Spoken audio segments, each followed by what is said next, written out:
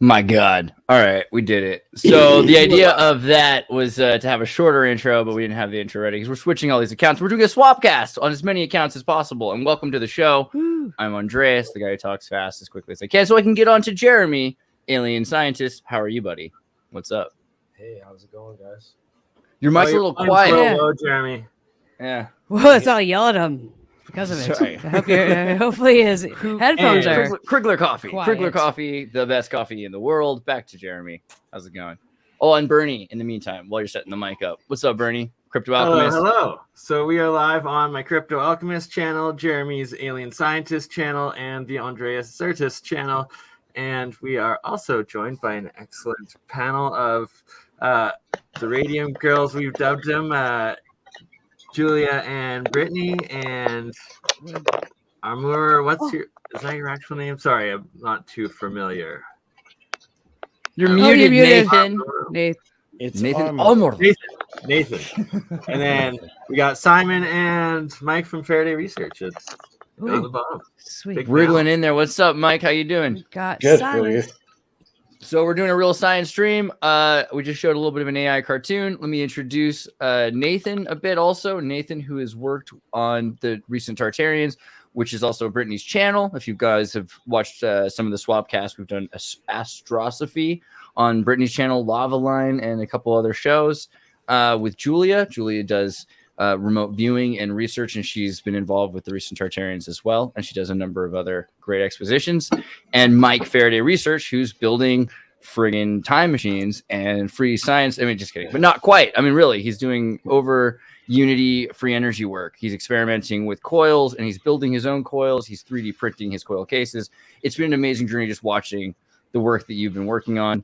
So, yeah, welcome to the show. Simon, also here from Canada. And we all know how weird Canada is. So, And I also have by Canadian standards. So Nathan's also launching a new channel, I believe, and podcast. I don't know if you want to talk about that too, or a little bit, or maybe at the end. And I'm Recent Tartarian's channel, which I've been playing some, I don't know, drops of your synth practices behind. I had like a 1,200 views on the Pocket. What was it? Pocket Operator. The Pocket Operator. Yeah. So some interesting videos coming out of there now. But yeah, you also do historical videos and study on the history of Antiquitech, and that's another thing Nathan is working on. Is that the thing you're going to be focusing on with your podcast, is antique technology or ancient technology? Actually, unfortunately, the podcast is with another father, and I was brought on for my hot takes. And I don't start my own thing. I am purely here to help. That's it. The only thing I do in this entire community for all these years is help other creators. I don't want to be a face, but I will be a voice. So you also create really good music, I have to say, on the side. He's incredible at like composing crazy stuff. And he was in the one day, Hollow Earth hopefully, Advice special as yes, well. he's So kind of a celebrity. He's He should kind have of an a quiet IMDb guy, but page. he's done some interesting stuff. So we'll see. We'll see why as it go along. why be the king when you can be the man behind the curtain? That's There fair. you go. That's Well, fair. we appreciate you showing your face for us tonight, Nathan, and all of you here. We titled this one the UAP UFO. Pentagon acknowledges that there's more UFO UAP credible sightings, and they've launched a whole bunch more investigations into it. Yeah, can you pull up the news article to show them what this is? Because this is kind of funny. Absolutely. Wow. I mean, as everything else has been going on in I had the into world it. politics, and they That's just were bananas. stalling in pulling in McCarthy, et cetera, blah blah blah. Here's something that seems actually kind of relevant: is the idea of government releases second UAP UFO papers, and we've been talking about gradual disclosure. The idea that they're giving you little bits of the information, so it's out there for those of you who kind of want to get the picture, but trying to keep you from understanding exactly what's going on, all the while kind of telling you what's happening, right? Like there is something. What do you guys think is going on? Also, Jeremy, have you read this yet? It just took them forever to put this together, and then it's of course under-delivered on what they should have gone into. No, it's just crazy. I don't know how many people worked on this or what they got paid to do it, but we put together our own free Right. unclassified report for free. Yeah, this is tax paid, people. You're paying for this report on UFOs, just for clarity. And what, 11 pages it is, I guess? Like, pretty unsubstantial for what it was supposed to be. And considering they delayed it by 3 months, it was supposed to be released on October 31st, 2022, but was delayed and just released on the 12th, so 2 days ago. And basically what they said was there's more credible recordings and UFO UAP interactions and documented investigation or accounts, and that they're going to be launching new investigations. Apparently, one thing that's coming out of this, I heard, is that they're now supposed to investigate I think it was in the 53 or 54, but like at least 50 years, 60 years ago now, 7 years ago, the one where a UFO flew over a U.S. Nuclear missile silo and shut it down or something like that. And now the Pentagon is finally wanting to do an official investigation into that. I think more important is the whistleblower protection. Minot Air Force Base incident, or is that the other one over there at South Dakota or South? There was another one.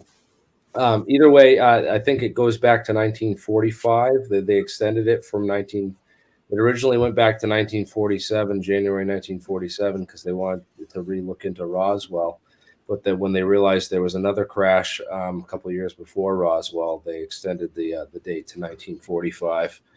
So, but again, no word on these crash retrievals, or if there's been any cover up of that, or where that information is, or where those materials might be, or it's just more nonsense from the government as usual. Did you guys ever see the Vandenberg one where it was like the missile, the footage of where it flies up and it's almost like a red laser that comes out of it and disables it? Did you guys ever see that footage? Yeah, was that like the I think out of Vandenberg satellite they were launching or something, and then blew it up? And it was from the I think the 50s. And then the guy he didn't talk about it for a while. The footage was like from the 50s. I believe it was out of Vandenberg. It's hard to find now, that footage. I don't think I actually saw that footage, but I remember the guy talking about it. Disclosure Project. I forget his name, but and then recently I saw it came out that they had the actual reports with the same dates of a tape that was sent to Washington to this certain office. It's like confirmation too that something guards this. They say we're not allowed to use nuclear weapons, and there's something that guards this. So when you see something come out like that and it was so advanced, and you see it disable it with a laser, it kind of is to visually see that. I could see why they wouldn't want the public to see that, because it confirms of like, yeah, there's something that protects, so you can't, it could deactivate it. So a lot of these scare tactics that this can happen, that can happen, isn't technically allowed. Yeah. Launched this and it got. I mean, it's the idea of using a laser to take out rockets was proposed in the 30s because the Germans supposedly had rockets that could hit Britain by 38. And then in the 40s, the other thing was Germans had, let's see if I can find 30s. The first laser wasn't invented until like the early 1960s. Well, so the proposal was that because, depends on what you believe about the British, but here's the deal. The Germans have these RC-controlled rockets, which theoretically could hit London, and they were unmanned. And so the things that they had were radio jamming technologies that they could work on, but those required certain kinds of encryptions, and they could jump frequencies, and they would jump frequencies quickly, and they wouldn't be able to know which frequencies to jump to, so that was really difficult. The other idea was some sort of a direct energy weapon. So, hold on. And this gets into the idea of Nikola Tesla and the tower, the idea that there were actually Germans and British that secretly had direct energy weapons that were essentially lasers, going back to the 1941, 1939, sometime in that period. And that the technology was spirited into South America and into Syria and Britain and Canada and the United States. So like after that, those are the more important weapons, and maybe nuclear is actually less important than we realize, and that they've been focusing on radio frequency weaponry for a lot further back and a lot further forward, particularly Raytheon, right? But this is also like the lighthouse technologies too that they might have had with the lasers, like further like back in time. No history, like lighthouse laser technology. Well, the old frontal lens could focus, so I mean, you have the bones there. I'm just saying, if we're talking about the 30s, let's talk about like the 1800s.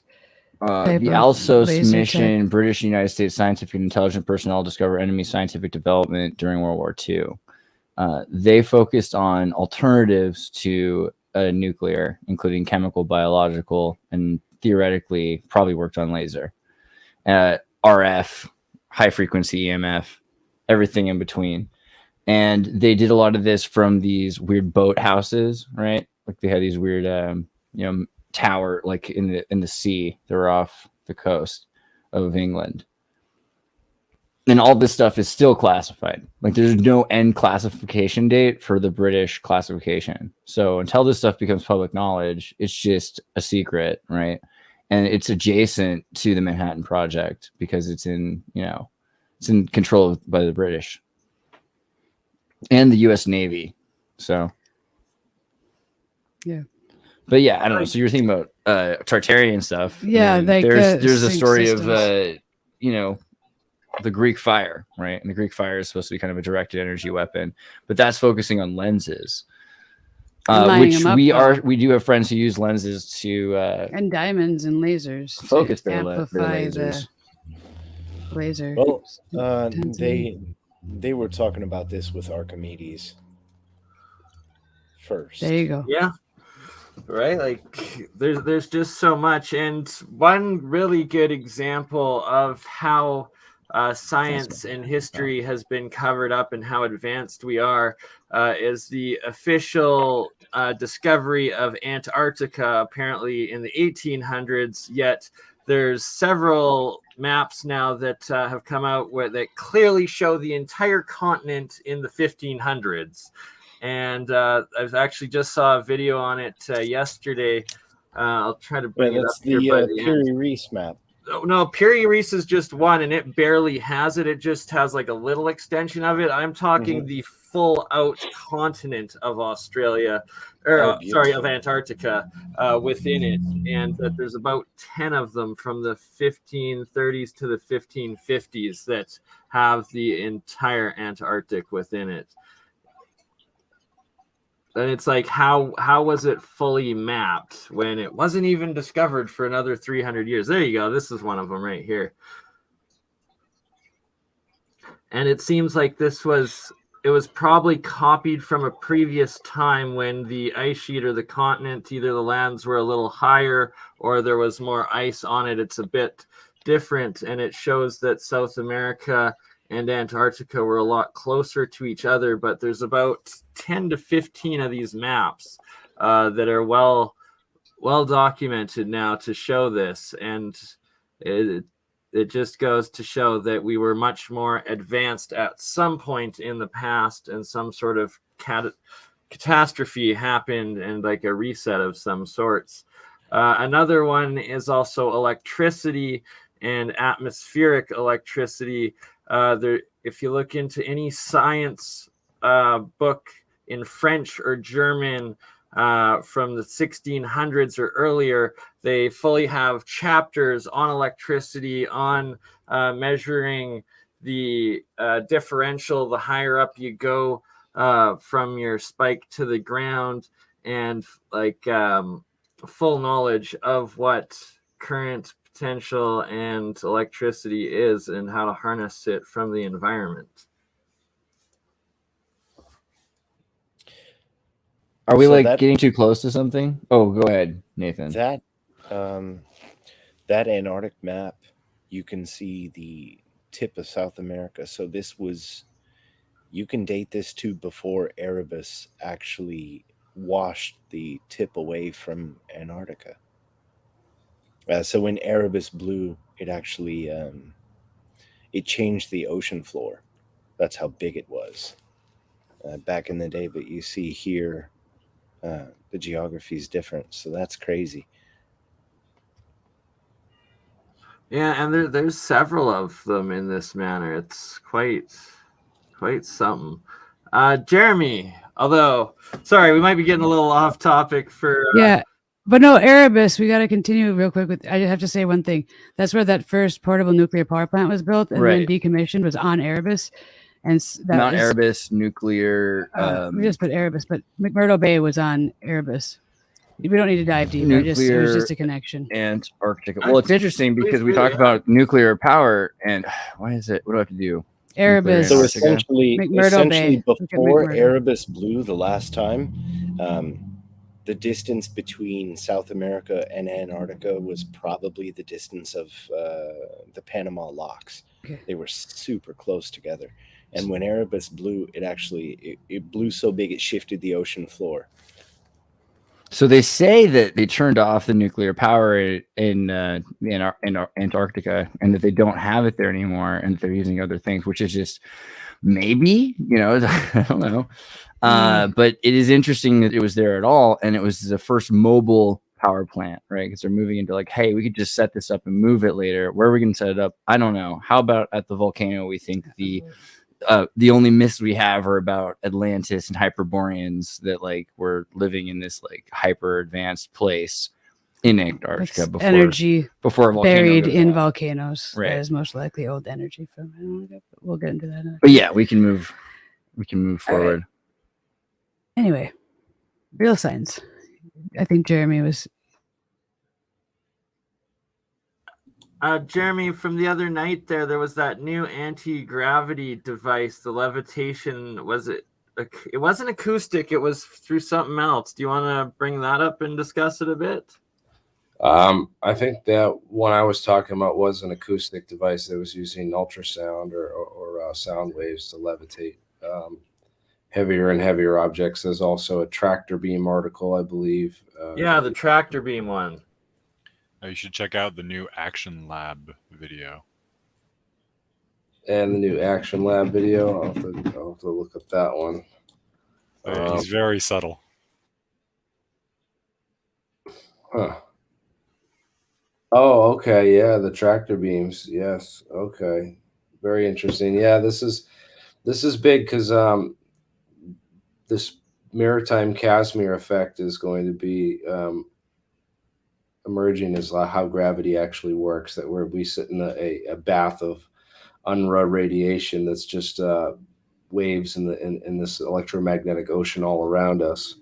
And if we can find a way to capture that and the total flow of those waves, then there might be ways to push off of nothing, even though with our so-called Rindler horizons in the space-time fabric that you can push. It's like a quantum kickboard. And yeah, this is cool stuff. And also look at how there's metamaterial that's being used to produce these spatiotemporal optical vortices, those flying magnetic donut pulses that I've been talking about since past couple of years. And those donut pulses, or those vorticular polarized electromagnetic waves, are key to producing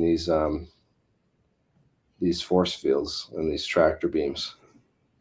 If you dig into some of the literature that's been released on those as well. So yeah, I'll send you some cable array.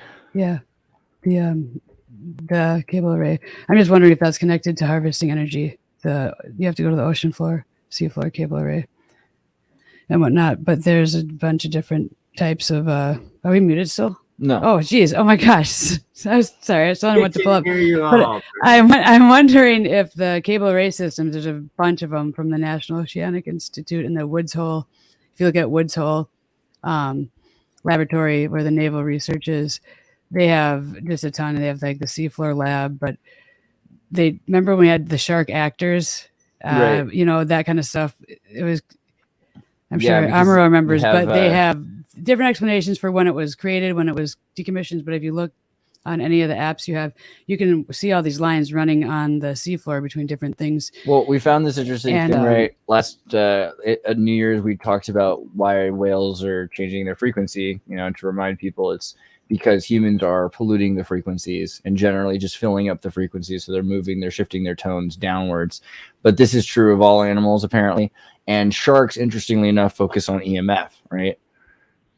So one could imagine a way, you know, using ChatGPT probably to design a EMF system that would affect sharks to direct them or to push them out of certain bays, which would be a very useful technology for tourism, etc. And probably in the 60s would have been tested a lot, right, under that name. So we found that, and there's a lot of labs that do have equipment that apparently were for the use of trying to keep sharks out of certain bays. And the Jaws movie, and others that are propaganda to do tapping it. the energy, though. Others that are tapping and storing the energy. Yeah, They're the other already thing is the drilling idea that these cable arrays are probably able to pick up energy. I mean, they are actually Send them to they HAARP have from the literal seafloor to systems the for HAARP that, right? systems. They have cable arrays that are vibrating with the ocean current in order to pick up energy. So maybe there's something to that. Got it. It makes sense. Saltwater, like, is what electricity travels through. Like, our ocean is one giant electro battery, really. And the differential in depth and the movement of the tides would create quite the electric potential, I would think. Well, that's what I was asking Jeremy earlier, because I'm always like, if you ever want to see a UFO, you just got to go by Catalina and just look. And if you notice, they'll fly and then they stop and they hover. And it's like they're extracting something and then they go to leave and they fly away. And then another one will come and go into the same spot. And I'm like, well, what are they extracting? And that's what we were talking about. I was wondering what Jeremy thought about that. You know, like propulsion wise, like what's being extracted. And they say, you know, aliens, they live off like a blue-green algae, but I wouldn't expect that that's how they would extract it from the ocean. I feel like something else is being extracted, like fuel. Well, first, you have to make sure that those lights are physical craft and not like projections, because I know they do a lot of that projection technology research out there. BAE and a number of those companies run a lot of like the projection stuff. They can do these lasers and make these balls of light and other stuff in the sky and whatnot. So if it's not that technology and it's a real craft and it's actually out there, I know that there's a lot of speculation about them going in the water. Some of these craft go in the water for a couple of days and then come back out. And there's speculation that are they, you know, taking deuterium out of seawater and using that for a fusion fuel and like a cold fusion process, or are they, you know, I don't know. I've never heard the theory that they're extracting energy from the bioluminescent blue. That's what it looks like. But it's certainly an interesting theory. Haven't. It's interesting to see, like, hear the people that are on boats and fishermen and stuff, and how they'll even have footage of, you know, like USOs and you see the different colored lights and the way it lights up beneath the water, and then it flying out from under the water. And they say like the triangle form from like kind of down by Pendleton, San Clemente area, and then all the way to Long Beach, and it's like this triangle form. And they say, like, you know, the underground bases in like Area 51 and stuff, that they come out from under those bases out by Catalina, like out from under there. Submarine volcanoes. That's where they're coming out of. That's where Brittany connected it with. What's over there, Brittany? Well, no, I'm just saying if you're talking seafloor and triangular patterns, they have submarine volcanoes, and there's over 1 million. If you find one, you get to name it. But they're all very different. Some have like oil coming from them. Some look like they're buried, like functioning things that have different colors of gases coming from them. But make islands. Yeah, they can make islands in days, like They're the called land masses. the Krill Society. But, Sorry, that was a good pun. I just had to interrupt. Respect to the I krill. love it. Yeah. I just want to ask if you're talking about Area 51, or did you mean like Vandenberg? Because I know Vandenberg's right there on the Now, coast. well, Vandenberg was the one I was talking about earlier, where it's like something the size of this, where that flies up. It's like a drone. It's like, see this circular piece right here? It's like this size, but metal, and it's round, and it was like this thick, and it flew up to the missile, and then like a laser shot out and deactivated it. But that was the Vandenberg one. But the one I'm talking about is down by Pendleton, which there was a nuclear power facility down there in Oceanside. Have you seen this? The idea that a lot of boats that disappear, it's because they're going over the many, many submarine volcanoes. Or they're being sucked into another dimension in the hollow earth that it exists. Maybe, but in this is a way simpler answer. What if it's I'm literally just just bubbles or changing the density of the water? And then these ships are super dense. And so when they go over these way far down underneath there, doesn't matter how far, they would be able to go the pick bubbles those are up, going though. Well, that's on the where same. located, so. That's the same principle as the volcano that caused the Lake Nyos disaster. Volcano. Which one, Nick? remember, Lake Nyos? Lake Nyos. Power plant that exploded? No, NYOS. Lake Nyos. There we are. Get an overhead of that for me. So this killed everybody for miles. Enough gas built up that the density of the water caused the water to fall and displace the gas, and it poisoned the air for miles in every direction. All the fauna, all the animals and humans died, but the trees had a really good day. Right. Does it recover like a Chernobyl then? Like, or is that different? The gas will continue to build. So when this type of event happens, it's just a bubble rising to the surface, but the bubble is massive. Wow. It might take 1,000 years, it might take hundreds of years, but eventually it might start to separate. But until then, it's a sulfurous pool. Still, you can go to how you spell it? Geronimo. So it's sulfur. It's like a waste pile of stuff. I did it pretty close. Geronimo acid baths. I don't know. What happens when it's inside like a mountain? No, what do you call it? Mineral baths? Is that what they like to call it instead? So these ones, right? So I've gone to these like hot springs in New Mexico that Geronimo went to, and they have like poison in the water, right? They're like arsenic baths. Don't drink the water. We talked earlier about BurnEye went to radium baths. I wanted to bring that back up, like Radium Hot Springs in British Columbia, right by where I live, in between like my family's land in BC and where I live in Calgary. I've literally been in that hot spring over 30 times, probably 50 times in my life. And am I nuclear reactive? Like, probably. You might be. Actually, I think that's exactly I react. Talk about the science of radium a bit more, because like, what am I doing? Am I? You have a very radiating personality. You do. You radiate that energy. It's radiate good. joy. That's where I must get it from. It's good. But as far as like your physical health, I have no idea. You could be like, I want to go. Jeremy, do you want to talk about the science of radium a little bit? Well, I just know that it's radioactive and it glows in low light, which is kind of interesting. And they used to use it on watches and paint it onto like clocks and watches. And so I guess I'm going to have to go find out the history of this Radium Hot Springs and how much radium's in that area, and what sort of experiments can I do if I actually get my hands on some pure radium. So radium has a funny history in America with these industrial girls, and this is why I wondered why the term Radium Girls was put up. These girls, they were young, let's say between 16 and 25, working in these factories. And they would party at night, and this is during the speakeasy ages, and they would paint their lips and their eyelashes with radium. Yeah, nobody wants to talk about that. That's what I was saying. We talked about that. But they do. Yeah. They did. They did that, and it killed a bunch of them. And I was like, wait a second. Are you naming these girls who died to be pretty? Yeah. I mean, because the thing is it just that they were having a small amount of radium because it apparently is continually used to this day in immunotherapies. So there's definitely a place for. Yeah, and Anna was posting about like different ways to use it, like injecting into bones.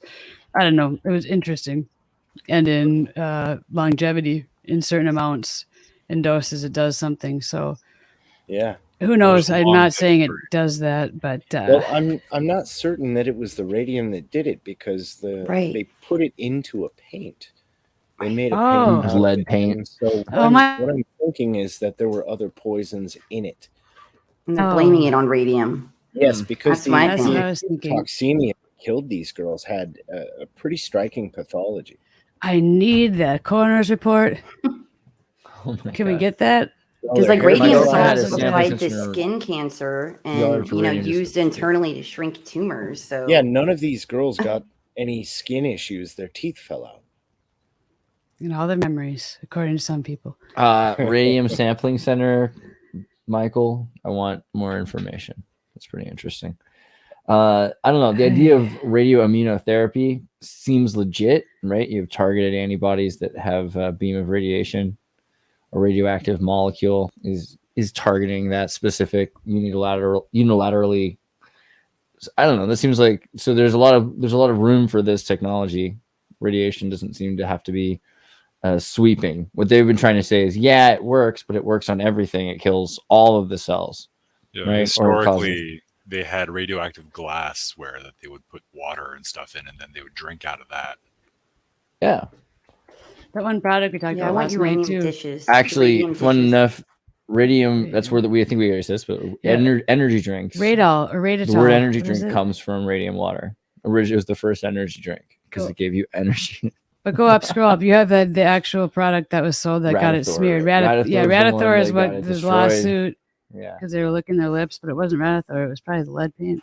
I think Radithor was. But the it one probably that helped the radium stay, so they had like bright neon, lips the whole night with the mix of lead paint. They just didn't know it was Probably gonna shouldn't drink radium. cost them their life. That's all I'm saying. Anyway, I'm I sure don't it think worked. any of us is deficient in radiation right now. That's a good way to put Good it. call. If you decide to drink radium, take copious notes. What about carbon 60? People are taking that. I don't know what that does. I have some of it. I haven't taken it. Carbon 60. Julia knows what. Maybe do you know more about that?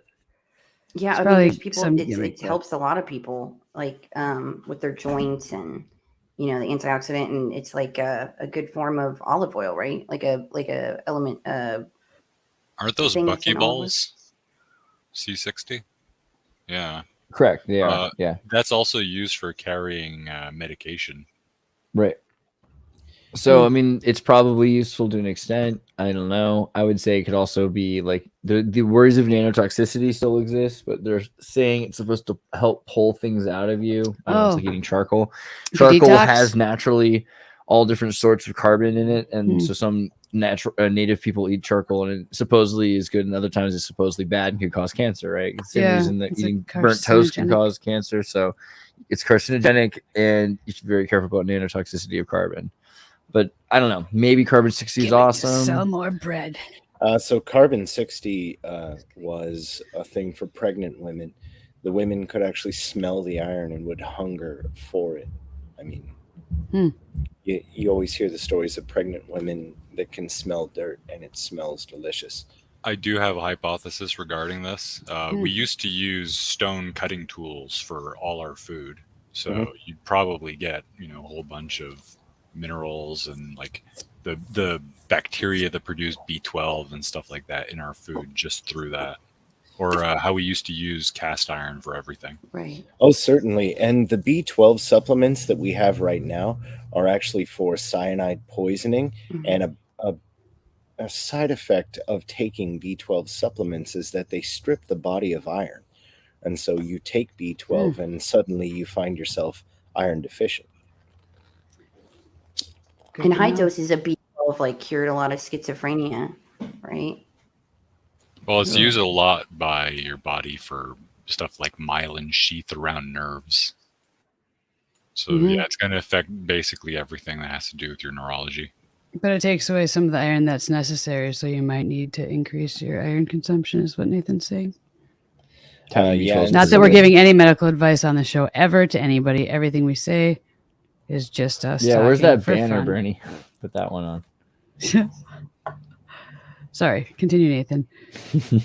Oh no, that was it. That's it's pretty great. And Piano Gigger in the chats was talking about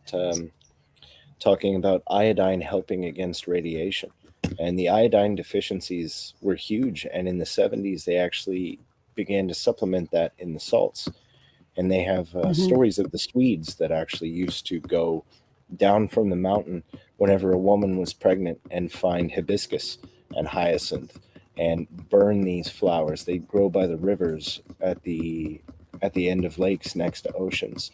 They would burn these flowers and put the ash into the food of the pregnant women so that they weren't born with goiter. It's crazy how it's like you'll be deficient in something. Like there's, like gray hair is like a B6 deficiency? I forget which one. How key things, or sleep apnea. That's usually like vitamins that affect your DNA is interesting, right? But like there's, people suffering from these things or like stressed out over that they have gray hairs when there's like an easy solution of there's just a few minerals you're deficient in. Salt is a good one to look into. Or look into that as well. Jeremy, I know that you've got a lot of stuff to do as well. Is there anything that you want to make sure that we cover and share before it's later where you're at? Yeah, you're out east. You're gonna. Oh man, we covered a little bit of the UAP report. Big letdown there as usual. No surprise. Wasn't expecting much, but yeah, I'm just I'm watching the kids this weekend, so I'm tired, man. I'm gonna dip out and go to sleep here. But it was cool joining you all, and do you want me to end it on your channel and we'll continue on ours, or do you want us to keep going? Yeah, I don't even know if it's playing on my channel. I think I'm on a week ban from YouTube. Oh, right. Oh, that's right. It's live on yours. You got banned. Oh, they gave you back your channel. Maybe you can Yeah, override it. We are live in the on your group channel. stream. So Yeah. Yeah, no, that's fine. We'll end it on yours then. On my stream, guys. You guys can jump over to Xirtus or Crypto Alchemist. for sure. Legit. Jeremy, thank you so Nice much. to And meet everybody, you. make sure you go to That was awesome. Alien Nice to meet you. Scientist. Love your channel. Big fan. Much love, Jeremy. Yeah, and I'll see you tomorrow night. For Yeah, sure. yeah. We'll be back for Rife Technologies tomorrow night. Make sure you guys are Cool. subscribed to Alien Scientist as well, because he's awesome. Thank you, Jeremy. We'll see you tomorrow. Love it. Also, Mike, Faraday Research, what have you got for us? Have you been working on anything? Oh, yeah, it's been a really busy week getting a lot of parts in right now. I had a very, very generous donation made to me this past week, so I've been just ordering parts for the new build. So, yeah, almost ready to start construction of the industrial version of my generator. So, Whoa. yeah. What kind of parts are you talking? What did you get in? A lot of batteries, a lot of cable connections, voltmeters, EMF meters, got the case. So, yeah, a lot of stuff coming in. It's happening. Epic. Do I go Little to by Faraday? Do I go to Faraday Research? Is that your YouTube channel? Yep. Yeah, making sure. So I've been working on this motor generator for approximately 5 years. I started in the free energy stuff, I would say, about 2005. So I've been around a while. And have made a lot of advances in the last year on the device. Got it to the point now where the batteries that run the device don't run out of power. It's in the microwatts. So, in essence, the batteries last forever, and it pumps out about 18 watts of power right now. I'm going to be scaling it up right now, so I should be able to get more power out of it. But it's the science of what happens with the spark gap. So I've been really studying the concepts of what Tesla was working with the spark gap, and what the spark gap actually does. And the reason why I use a spark gap switch for the first phase, I guess you could say, of the power coming into the system. which basically eliminates the circuit to a zero resistance situation. If you can achieve this, basically the motor is running off the voltage and not the current. The current is what the current draw is what kills the battery. So this device eliminates that. So now it's not drawing current off the battery, it's drawing the voltage. So the new systems can be running at 48 volts, but no current. And I'm still able to get it to a over unity situation when it comes out the other end. So I'm also big component in there is the piezoelectric transducer. That's another key component to the device, which nobody's been using. As far as I know, I'm the first. Piezoelectric is like crystal, right? Like yes, and static energy, both of those. It's creating, it's the reaction that happens when. Originally, the transducers were used for ultrasonic cleaning, and the piezoelectric effect is also, they use it if you press the transducer, it creates a voltage. Well, I'm doing something a little bit different. I'm actually forcing a huge amount of potential into the piezoelectric. And wait, so you're not just using pressure for excitation? No, I'm not using pressure at all. I'm hitting it with a high voltage spike coming off the coil. Damn. Okay. This is the first time I'm seeing your stuff. Yeah. So what happens is, in most motors of this kind, they have a situation called capacitive inductance. So you got the power in the coil, but the problem is it gets stuck in the coil. Mm-hmm. So when I add the transducer to it, all that power that's stored in the coil now comes basically blasting out. So I get it. Right now I'm getting 18 to 1 power. Really? Gain. Yeah. So my obvious next question, have you looked at scaling this? Yes, well, that's what the new unit is. This is basically the proof of concept model. That one there. And the new device is going to be, I'm hoping to get it up to about 1.5 kilowatt system. I do have a 3 kilowatt. Really? Yeah. I do have a 3 kilowatt system in the works that I'm actually going to scale it up to a 3 kilowatt system. That's crazy. So what's the price tag on this build? Well, the one I'm building right now is going to be about 3,000. Yeah, the batteries are the most. Cost, of course. Obviously. What are you using? Right now, I'm using the 12 volt motorcycle batteries. They're 11 amp hour. Mm-hmm. So I could run the system. Well, I ran it with, just to give you an example of the efficiency of it, I have a 500 farad 16 volt capacitor bank. I'll hook it up to the motor. It'll run the motor for almost 5 hours. Wow. So that means I'm extracting basically microwatts of power to produce electricity.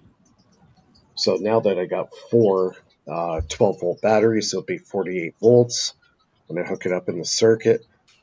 And so as you go up higher in voltage, the requirements of current going into the system drop dramatically because I'm using a spark gap switch. Yeah. And because of the spark gap switch beats, the wheel that I use has 5 magnets.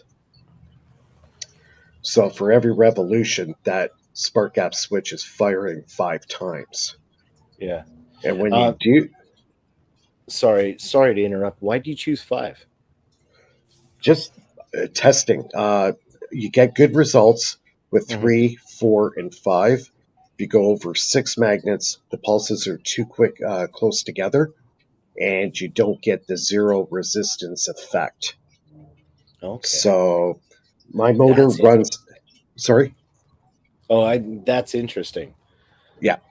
Because if the motor's running, say, 1,000 RPM, I find 5 magnets at 1,000 RPM seems to be enough milliseconds intervals between pulses.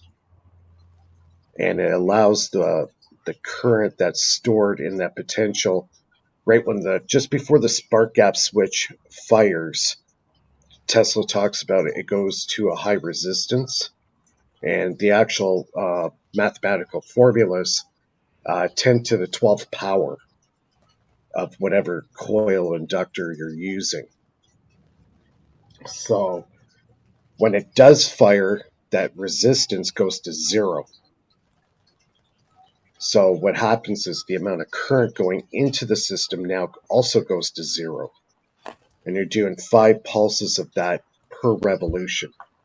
Yeah. And it drops, the amount of current drawn from the batteries just goes down, gone. So if you can get your motor to run on microwatts, because I'm using lead acid batteries, I can run this for 4 hours, shut the motor off. Within 5 minutes, the voltage will go right back to where it started. It'll actually regenerate itself. It barely even notices the motor's there. That's awesome. Yeah. Have you tried this with different batteries? Is there a type that you would avoid? I would avoid lithium ion. Okay. Avoid that battery, but you can use lithium iron phosphate battery. Okay. Yeah. Yeah. And That's lead crazy. acid works great too. I was a fool once, and I ended up buying 3 medical batteries.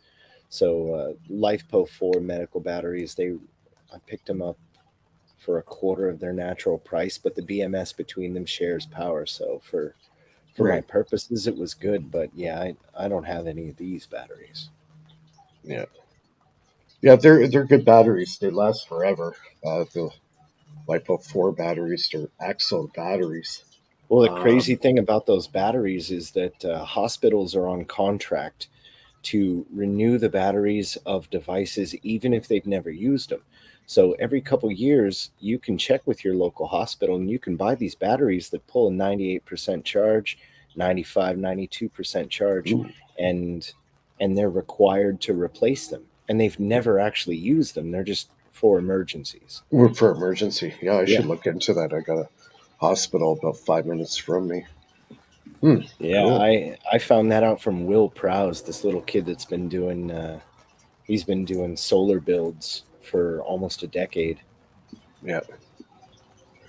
So what are we looking? We're looking here at an earlier version of the build, or this is the one that I just completed. So now I'm moving on to the industrial version. I proved the concept, and hopefully in the next couple of months, I might actually try to get it validated by a professor from the University of Toronto. Wow! So, and you said it's about 18 watts. This is 18 watts output right now. Awesome. Now, I can definitely run my laptop off of it. That's pretty sweet. Yeah. See, everybody.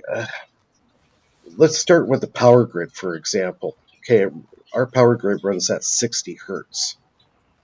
60 hertz is probably the worst frequency you could ever run a power system on. It's parasitic for starters, which is like totally bad for the body and anything biological around it. The way they generate... Isn't it kind of the story that Nikola Tesla presented, the 60 hertz cycle? Isn't it his system, or is that just propaganda? Well, it was his system because the way they wanted to run it was a system that would basically kill itself. It's an inefficient system. And weaponizable, okay. Weaponizable, just to the point where it's inefficient and it forces the customer to keep forking out money, right? The bankers wanted that, and that's why they invested in it. That's the planned obsolescence they worked into his functional system. Yeah. So, like, for example, if we take our 60 hertz system right now and ran it at over 200 hertz, basically your power bill goes down by half, right? So we want a higher hertz. Yes. And that's why Tesla always played in the kilohertz range.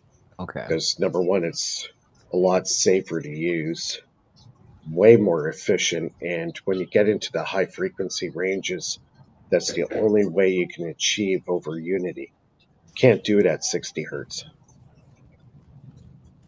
So now the other interesting about this, and actually the ladies might actually find this interesting, where man or mind meets the machine.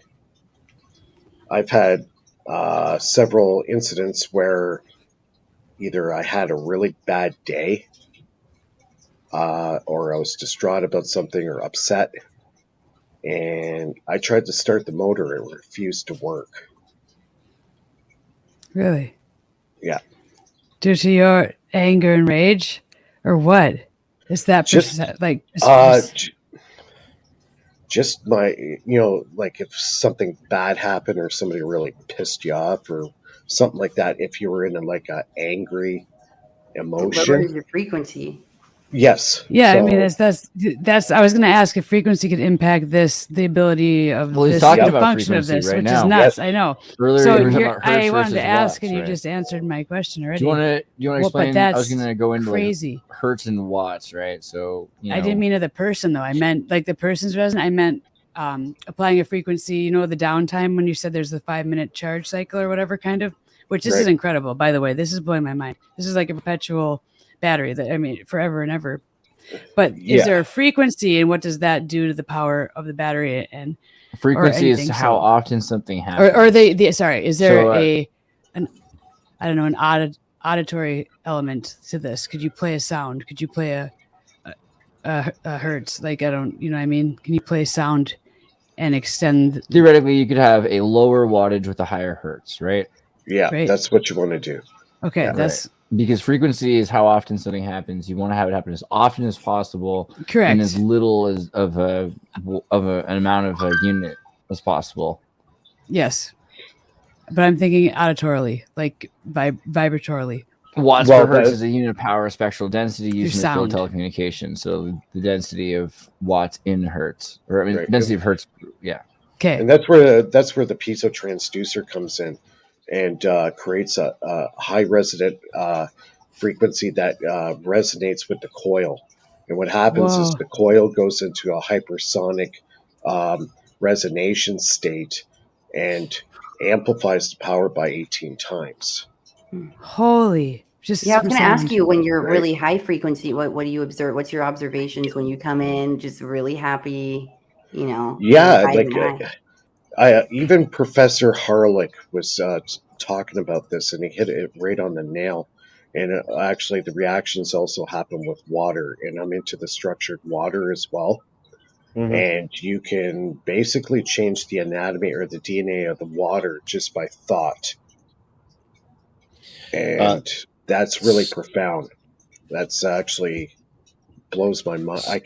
Just to wrap my head around that. That's why it's like praying over your food is so important. Like infusing your food in water before whatever you drink and eat. Like praying over it, like putting out that energy and charging your food. You're programming it and then ingesting it. Like, if you want to go biblical with this, look in the Bible. They use holy water.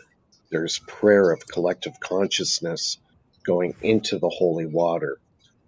Okay.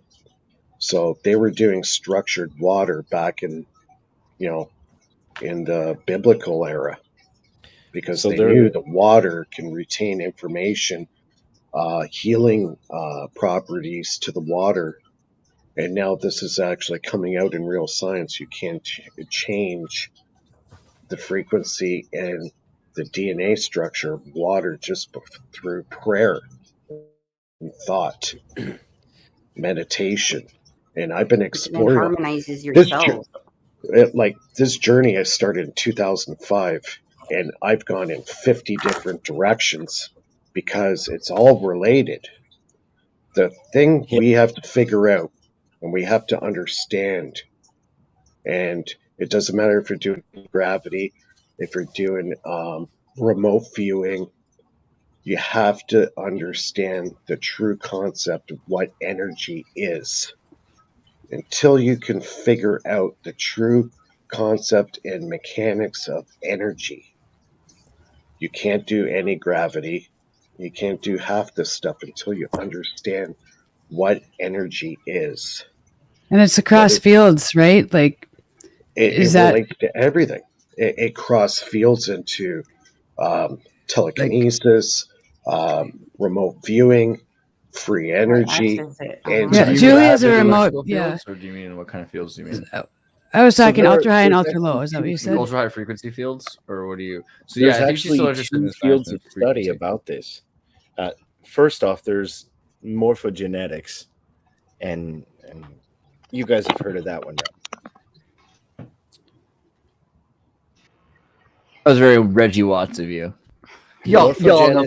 I'm talking about ultra high, ultra low frequencies and perpetual motors. That's my thing. That's all I want to ask.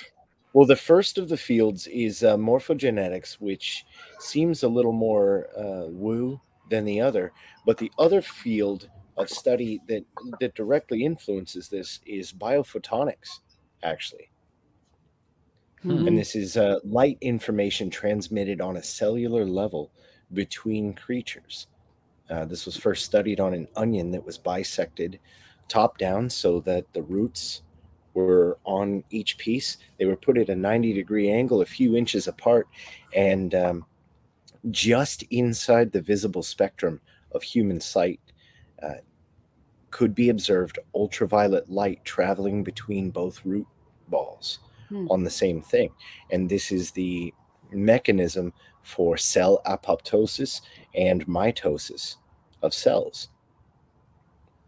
And so literally you transfer light between each other and between other things. They used to say women can't touch light bulbs because they'll make them go out. And I know some women like part that, of that. I would say the universe, like I feel like the universe is just photonic. Oh yeah, but there is the mechanism that we can finally point to that validates every bit of arcana and esoteric and ancient knowledge. Speaking And of, we actually know. There are a lot of illustrations out there from way back when where it's a character and you have beams coming out of their eyes and hitting something and then bouncing back off. And obviously, like, people all have been mocking this forever. Like, oh no, your light, like your eyes don't send out light that you then capture to see. But if you're thinking about quantum mechanics, then suddenly that starts making a little bit more sense. Real Superman laser eyes. Yeah, Oh my well, God, no, I it's came across your. a being- I came Yes, across right. I've come across a lot of beings remote viewing, and one of them had a jade mask on, but one of them had lasers coming out of their eyes, and I wondered if that's why some of them wore jade masks. Like In Platonic physics, an eye beam generated in the eye was thought to be the responsible for the sense of light emanating the corpuscles out of that part, but that's what Newton says later. The eye beam darted by the imagined basilisk, for instance, was the agent of its lethal power, giving the technical term extramission. So this is why Medusa and certain people's eye beams were like more powerful than others, and why the X-Men dude, which one is the X-Men dude with the laser eyes? Cyclops. Yeah. Bro just has Platonic physics, which is exactly what he would say. As woo-woo as this may be, it's like there's real science behind it. And I also want to bring up like the auras or the halos that are pointed around so many ancient deities, saints, and the Kirlian photography measures it, and you can I show just it. put that in the chat. You can see auras. 100%. Biophotonics explains it. The light transfer on a cell-to-cell basis is within the visible spectrum. Yeah, and part that, of the that explains why cats run away when they walk in the room. It's orgone energy. That's yes, the life force energy that Wilhelm Reich was studying for years. And it relates to energy, it relates to consciousness, it relates to every aspect of reality. Yes, Until you understand. Oh, continue. Sorry. We have to understand what the ether is too. That's another area that a lot of people can't understand, is the ether and how it works and how it so connects Wilhelm all Reich of us. measured this too. So he has the red energy and the blue energy, and it started with there's a lot of studies on the orgasm and whatnot when he was doing the research, but from there he measured life energy, and he literally proved like life from nothing. He needed an organic material to start it with. And Andreas, so like let Rife in. And one. is Rife here? No, he's not. I just texted him though. He's going to be here tomorrow. But like so Reich has the data. Yeah. Oh, Reich right. $50. Oh, I know Reich and Reich are Orgasmo. different. I'm talking about Wilhelm Reich. While I'm pulling up Orgasmo, I'm so sorry. Less known research. That's not. Okay, It's not the sexual stuff. Absolutely, it's the biological. Beautiful And Rife. it's Beautiful, incredible. Great, sweet Rife. Yes. See, Wilhelm Reich. His lab notes are incredible, and there's now I'll people get like you- I'll get you a link, one microbiologists sec. that are Yeah, studying his work, that are taking apart his notes with Pasteur's notes and using a lot of his research. He did the Faraday cancer like cages using orgone, studied all that, but his research on cell biology and like the creation, spontaneous cellular creation, is incredible. And that's the stuff that nobody's talked about because everybody's talking about the sex research. So you have to like dig into the diaries, and if Rife is here, he might have some. There could be some transcripts we haven't seen yet. Let me do like. Well, I don't even know, but one key component to it. Super chatted. If there was room for a guest right now, I will send I sent him the link and guess he was. He is the guest of the whole show. What the heck? I thought he was like the main. One key component Wilhelm Reich used in a lot of his experiments was water. Mm-hmm. Water absorbs orgone. So the structured water machine that I actually use basically sucks up orgone energy. So when you create the toroidal or the vortex in the water, it's drawing that orgone energy into the water that I'm purifying. Wow. And that's why you got to sell your water. Vortex water is like a thing.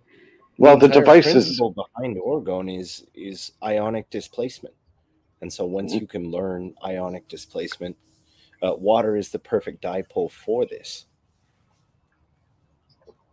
Very much so. And it's essential when you're doing research. He realized the things they were starting with in their enclaves were contaminated, so you needed to have organic water in anything you were doing. Here it is. I just had Dolly draw pictures of Wilhelm Reich wrestling with Nikola Tesla, and as I said that, oh my gosh, Matt Rife, what's up, buddy? How you doing?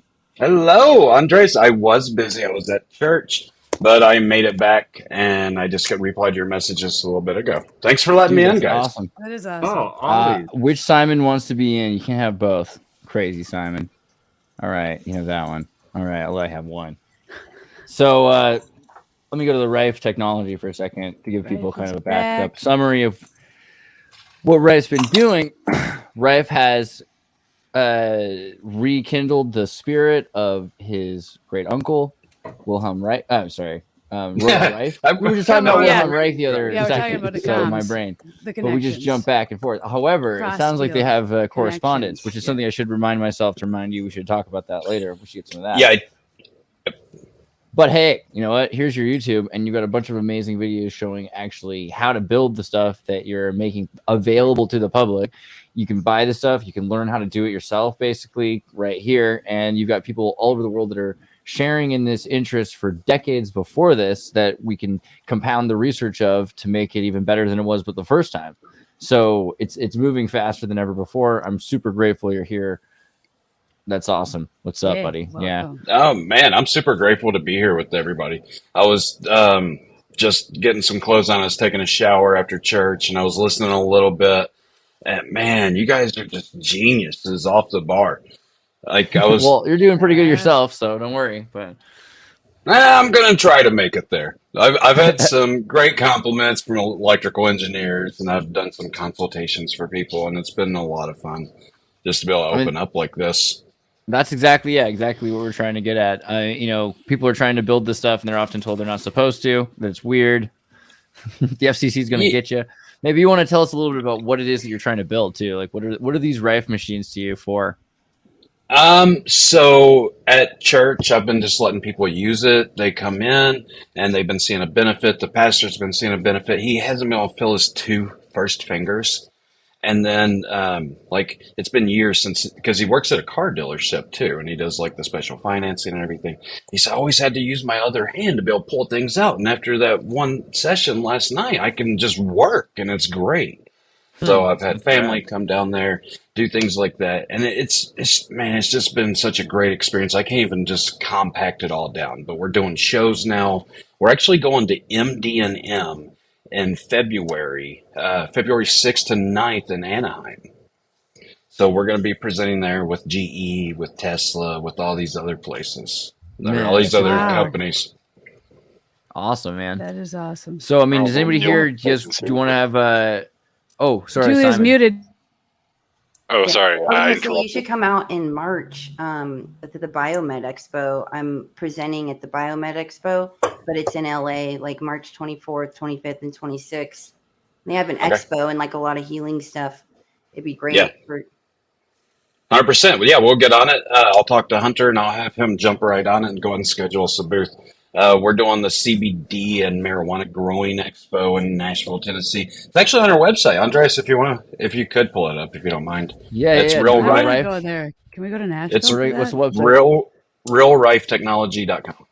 I want to join. Come to Yeah. Canada and take me back. Oh with wow, you. this is a slick Bernie, site. come to Nashville. We'll pick you up on the way. Does that Man, work? you know, Wait, you you definitely pick up did some stuff on nice the way. updates here. This looks beautiful. This Yeah, is a really this nice is page. this is slick. is smooth now. Yeah, I like Yeah, I it. remember Wow.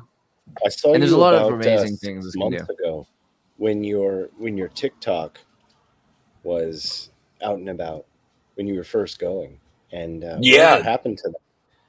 TikTok's been amazing. I'm still doing it. It's just that I have so many different things going on that I can't focus on TikTok a lot. I So think these that are some of put the you out there. documents. But Dude, right available Oh. for the public Oh my on gosh. realrifetechnology.com. I Yes. mean, come on. That's what. How do you beat that? That's amazing. This is awesome. There we Thank you. Oh my gosh. Thank you so much for sharing this with us. This is like the truther's dream. there's so much more. Gravy. I Does have that- an entire chest of drawers full of Ah. papers and everything. I have the original LLC papers for Beamray. I Oh have my all God, the I have to see communications, this. telegrams. Yeah, I'm just going to be releasing it slowly on our kidding, everybody. newsletters. Doesn't have those. It's a Hey, let the joke. FDA come at me. Microscopes, maybe. my So gosh. I have all the microscopes, documentation, all of this stuff. Oh my Because that's goodness. something I'd really Can we like go into that to in bring detail back. tomorrow? So that one page that Andreas had pulled up, it is actually the blueprints for the universal microscope. It's one of 3. But on there, we have a show schedule somewhere. Center that I clicked, or Check this out. Go to Resource Center and go to Research. I post all of this stuff for people's knowledge. These are all clinical studies that are posted by the NIH. These aren't our clinical studies, but they're all about EM fields and EL at extremely low electromagnetic fields, pulsed electromagnetic field. Olivia, it's in intervitreal disc. Dude, it's all this information is out there. I'm just compiling it all. That's exactly what we need. Yeah, we're going to reform education with a lot of the stuff too, and science and post-secondary stuff for I've actually read treatments, MDs. This is incredible stuff. So yeah, what are you saying? I'm sorry, Nathan. So I actually herniated my L5 disc, and I underwent EMF therapy on my low back for about 6 straight weeks, and I didn't need surgery because of this. Yep, Mixture I did of the same thing. decompression and EMF, yeah, and it's a simple 10-minute a day course, which is it's rather insane, but biophotonics, once again, here we go. So I actually had a herniated disc between my L5 S1. They were wanting to fuse it together. Yeah. And I was like, forget that. And so did my business partner. He started using it. It's 7 days, dude. I just crushed a disc in my back. I crushed it, like literally crushed it. Went and got, exams and x-rays, and the chiropractor's like, yeah, that's crushed. I'm fully walking around today, and this was just a Okay. couple weeks ago. So like a I cell have phone putting L4 and it up into L5 that. crushed discs, and if you guys are doing something that's effective, because I got like the back to life off the infomercial. Final decompression therapy will also feature EMF therapy, and they have their own regulatory board, and they've had it for 60 years. Insurance doesn't cover it because, well, the corporations don't like to call it anything but experimental. And so there's been a long-standing legal battle in this industry to try to get insurance to cover this because it's well established. It's older than chemo, and it's more effective than surgery. So my objective is to actually take over allopathic medicine and overthrow it. And they'll always have their clientele, and they'll always have their people, and they can do all the advertisement that they want. I work more like a spiritual love situation. I want it to be grassroots, pretty much. And I want to be able to start a sister company that's a 501c3, throw a little crypto at it, call it a Rife coin, get people to buy it. If they make money off of it, they can invest the money's made back into the 501c3, and then we can benefit people who cannot afford a session for clinics, for Rife clinics, and just let that pay for the doctors and everything, and for the people to come in and use it. That's exactly what needs to happen. Yeah, this is insane. What do you guys think? Do you have any questions you want to ask Matt about the Rife technology or EMFs? When's the Rife coin out? And also in the audience, if if you guys have any questions you want to know about this stuff, we'll do our best to see if you can answer them. So she asked about when the Rife coin's coming out. I have a guy, his name is Hugo. He's a crypto guy. I don't know if anybody's on here crypto. I don't know how to program crypto. I do a real bit of crypto. I'll still buy it. Even if you don't know what you're doing, that's great. At least, Rife coin. I want a Rife coin for sure. Like buy a Rife machine. I'll give you guys a discount code SHOP, SHOP. It's 10% off across the entire board. I'm doing a mixture of, it's not really electroculture, but I'm building stuff for plasma generated ionized jet propulsion for splitting the nitrogen molecule, just like lightning does, where it splits the nitrogen molecule in half. And then you got 2 nitrogen atoms. That's literally fertilizer. It sticks to plants. I can grow like a hemp plant 35 feet tall to where you need to be able to cut it down with a chainsaw. That one hemp plant, just imagine how much product that can make, as in paper, as in clothing, as in, different, I think, foods. I'm not sure. Frequencies? Like, are you using? Well, yeah. So I'm doing. Go I'm doing EMFs, a little bit of electroculture, and I make something. We call it a garden star right now, but I can make a larger version. But it's a giant coil. It's a copper coil that I tune specifically to the Earth's frequencies, to where the sinusoidal waves will be able to pick up on EMFs, and they go throughout the Earth, and it stimulates growth. Yeah. So you're looking at wave propagation. Are you doing atmospheric electricity? Yep. Like I'm doing above the plants. So I'm doing plasma generated, and I'm going to do the antenna as if you look up the nitrogen molecule, it's bonded by 3. Yeah. And so I have to be able to build the antenna just like that, but I have to run certain frequencies to be able to do like lightning does. Lightning strikes, it splits nitrogen, and it creates nitrogen atoms, and those nitrogen atoms are fertilizer that fall down to the ground. Mm-hmm. Wow. So it's going to be something like that. And what I'm doing with this is I'm actually going to grow companies, probably out in California or Colorado, if I can get in touch with any. And I will exclusively give them the rights to rent it. And only thing I ask is whatever their yield has been throughout the years and what their normal average rate is, I just want 20% above of what they do above that. So there's no risk. Oh my God. I like that idea. Well, that seems fair. I mean, what the hell? There's no risk, but I'll multiply their yield by 6 times, and you can also adjust your levels. You can do the turpentines. Yeah, I mean, it really is. There's no risk to it, and I will give them exclusive rights. And what I'm going to do with the money is I'm going to take 5%. I'm going to run it through my guy who does a lot of health and growing things, and he's working up on gardening to be able to help all the agricultural communities. and I'm going to give him 5% of that. We're going to take 10% for the business, and the other 5%, I want to build a clinic for veterans that are enlisted and discharged so that it's fully funded so they can always go there and get free healthcare. I have too many questions for this stream, so I'm just going to go until we're done.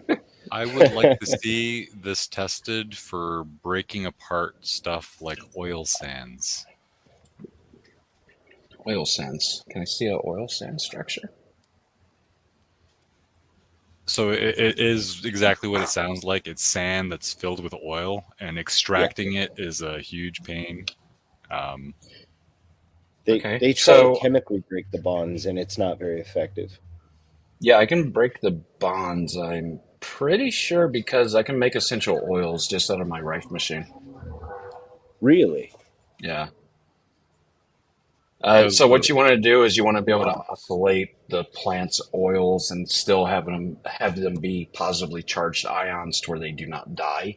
That's a big thing with like extracting what is it, like dabs, I think, or like the oils out of other things. You heat it up so much it dies, but if you oscillate it out, then it'll just vibrate itself out. No, Simon. That's actually a really good idea and a possible technology, especially like here in Alberta where we have so many of the oil sands. That's actually genius. Thinking of connecting those two, and also tomorrow, Rife, we will have you back. We'll keep going for like another hour here, so tonight, but tomorrow we should go into more of the agricultural side of it, and I want to bring up my monoatomics and the same exponential growth I've recorded with using some of the monoatomic gold in colloidal waters and combining the two technologies. Okay.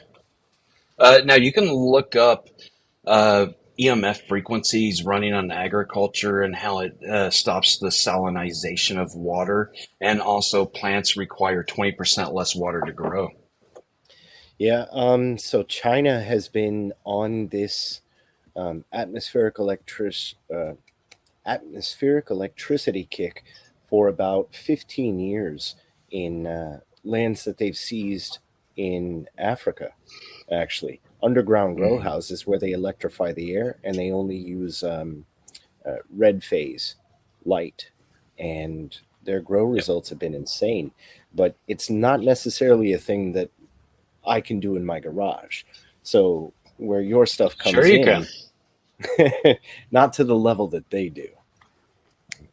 So I designed a stand-up greenhouse that runs off of water alone, to where it has the same suction pumping to be able to transfer water from top to bottom as a toilet does. I forget the siphon system, but it's a siphon suctioning, and you run nothing but just like a very low voltage pump to be able to get it up to that high, to be able to pump the water from the bottom tray to the top.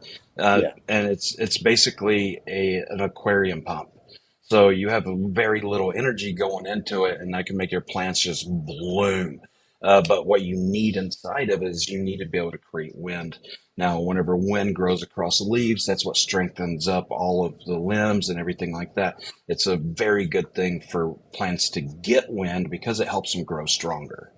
Now, that's the one thing, that's the reason I'm doing the ionized jet propulsion and blowing air through it while I'm separating all of the molecules down to nitrogen atoms, is because it's going to be able to provide wind and everything. But I'll send you the designs. I designed a greenhouse. I think I'm going to build it for a pastor here that it just rains all the time inside. I would love to see that, because I'm out here in Washington State, and aquaponics in this area is it's not even necessary, but it's so widespread. So the combination of the two, I'd like to see that in action. Yeah, so I did this so that people could grow in their own basement or in their own room, something that they, maybe they rent an apartment, and just put it up on the wall.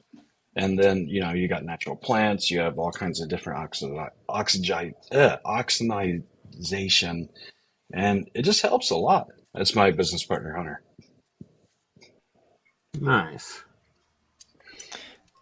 Pretty sweet stuff, man. I mean, it's amazing how many fields that this can be useful in. Everything from agriculture to health to energy, weather. It's all the way through. And we've seen so many other descriptives used for the same technology, just about, but in HARP or active denial systems. There's an evil version of it and there's a good version of it, but it just kind of proves a tool is a tool and it can be used for good as well as for evil. So all the stuff that we're the most afraid of seems to be the solution. And I explain this a lot, and the fact that there's bad EMFs, that means there's good EMFs. If there's a bad, there's a good. If there's dark, there's light. There's always the opposite. It just depends on how you use the tool. Matthew, I've got a quick question for you regarding your coils. You talked about in the last show about using 2 different gauge wires in your coil design. Could you briefly explain the reason for that? Yeah, so Andreas, if you wouldn't mind pulling up Faraday effect, and it's Faraday rotation. I swear I get this wrong every time, but I feel like it's not wrong. But it's like 2 streams that are passing each other. Let me do it on camera. 2 streams that are passing each other. It's going to create like a little whirlwind in the middle, right? Yeah. So whenever they pass each other, then it's going to create a third EM field that's going to be a third the size, a third the power. The reason I use differential wire gauges is because if they're exactly alike, the wire gauge depicts and it dictates the size of the EMF that's coming out. So whenever those cross, if they're exactly the same, it's like hooking up 2 Wi-Fi routers that are fighting each other. Unless they're completely in sync, it's going to be an elimination of the wave. Now, with me using 2 different wire gauges, it has more of a thump and it has more of like a slick slide because we got a large, we got a small. So it starts that rotation like an alternator starts a car, and it turns a flywheel just to get it rolling. Right. That theory is well known in music. So the electric universe idea of a Z pinch and star and planet formation comes from this 2 intertwined magnetic streams creating a third. But in music, they called it the devil's note, and that's Scriabin. And 2 violins can play a note, and they're just off pitch enough that you hear a ghost note in the middle. And of course, sound is vibration, is electricity, is energy, is light. Indeed, destructive interference is incredibly powerful. Mm-hmm. That's very true. But the devil's note is actually a very specific frequency. Yeah, it's a harmonic resonance. You can actually create it anywhere on the spectrum. Which I could hook up coils right now and let's try it. So let me understand. The devil's note is resonance. Is that what you mean? Yes. So let's say somebody hits a C sharp and somebody hits, let's say, an A flat. You're going to hear the resonance of these 2 create a third resonance. And this is the devil's note. This is a ghost note in between. It's why violin duos and piano cello duos work out. You hear a note that's not being played, but it is there. Now this is the same for electricity, and it can be any note too. It just depends on the interval in the harmonic resonance. I never known it to be as the devil's note. That's an interesting way of thinking of it. So Scriabin did this in a time when you weren't allowed to play unholy sounds, and music was largely run by the church, and he began to play sounds and find new sounds, and so it was described as the devil's note. We see. So the devil's note was really just a note that the church was highly objected to because it gave the people power and the instruments power, where otherwise it was supposed to be dictated and passed down from those in authority to those who were in woe. Can we look up devil's note frequencies and see what those 2 frequencies are? Oh, it's any frequencies. And then any after that... So the thing about the devil's notes is like if you're playing in any frequency scale, then it's actually a fraction of the note that is the reference. So it's not really that the note itself is the devil's note. It's that in a chord, this would be of the fraction. That note would be considered a devil's note. Because of the angle.